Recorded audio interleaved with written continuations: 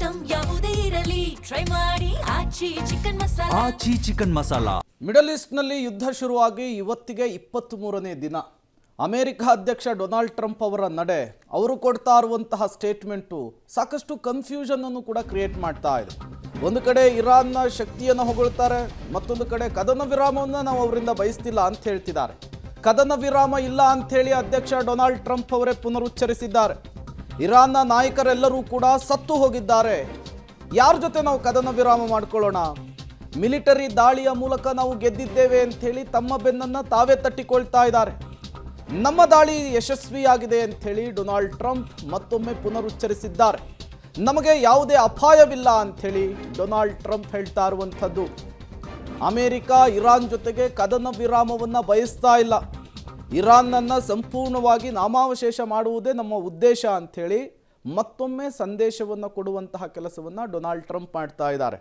ಈ ಹಿಂದೆ ಇರಾಕ್ನಲ್ಲಿ ಮಾಡಿದ್ದು ಕೂಡ ಇದೇನೆ, ಈ ಹಿಂದೆ ಅಫ್ಘಾನಿಸ್ತಾನದಲ್ಲಿ ಮಾಡಿದ್ದು ಕೂಡ ಇದೇನೆ.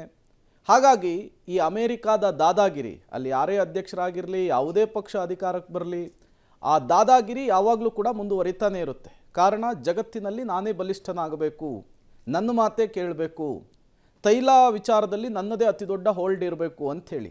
ಹಾಗಾಗಿ ಅಮೇರಿಕ ಅದೇ ವಿಚಾರವನ್ನು ಇಟ್ಕೊಂಡು ಆಗಾಗ ಬೇರೆ ಬೇರೆ ದೇಶಗಳ ವಿಚಾರದಲ್ಲಿ ಮೂಗು ತೂರಿಸ್ತಾನೆ ಇರುತ್ತೆ.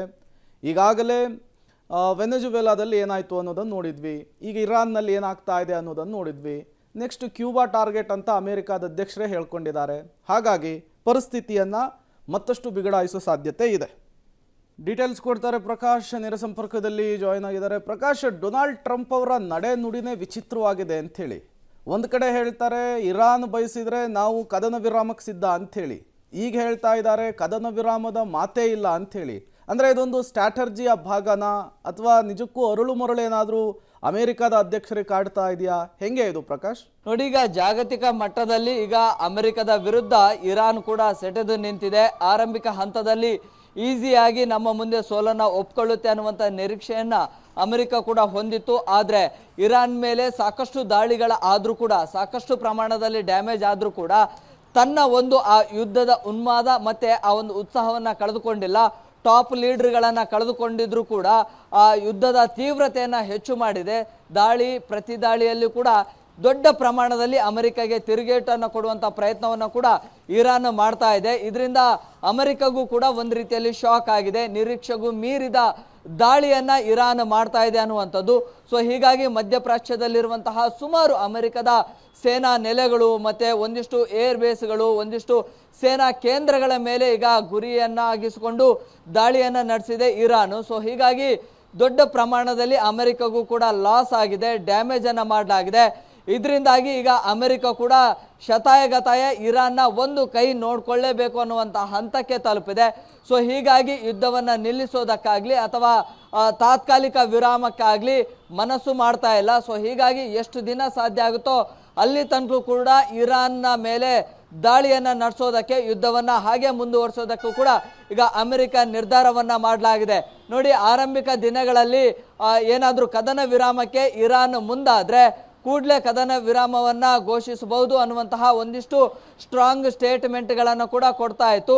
ಆದರೆ ಇರಾನ್ನಿಂದ ನೇರ ಸವಾಲುಗಳನ್ನು ಬರ್ತಾ ಇದ್ದು, ಎಚ್ಚರಿಕೆ ಸಂದೇಶಗಳನ್ನು ಕೂಡ ಬರ್ತಾ ಇತ್ತು. ಅಯೋತಲ್ಲಾ ಅಲಿ ಖಮೇನಿ ಹತ್ಯೆಯ ಬಳಿಕ ಮತ್ತಷ್ಟು ಸ್ಟ್ರಾಂಗ್ ಆಗಿತ್ತು ಇರಾನು. ಸೊ ಆ ನಿಟ್ಟಿನಲ್ಲಿ ಆ ಒಂದು ದಾಳಿಯ ತೀವ್ರತೆಯನ್ನು ಕೂಡ ಹೆಚ್ಚು ಮಾಡಿಕೊಂಡಿತ್ತು. ಅದರಲ್ಲಿ ಕೂಡ ಮಧ್ಯಪ್ರಾಚ್ಯದಲ್ಲಿರುವಂತಹ ತೈಲ ಘಟಕಗಳು ಮತ್ತು ಅಮೆರಿಕದ ಮೇನ್ ಏರ್ ಬೇಸ್ಗಳು ಮತ್ತು ಸೇನಾ ಕಚೇರಿಗಳನ್ನು ಗುರಿಯಾಗಿಸಿಕೊಂಡು ದಾಳಿಯನ್ನು ನಡೆಸಿತು.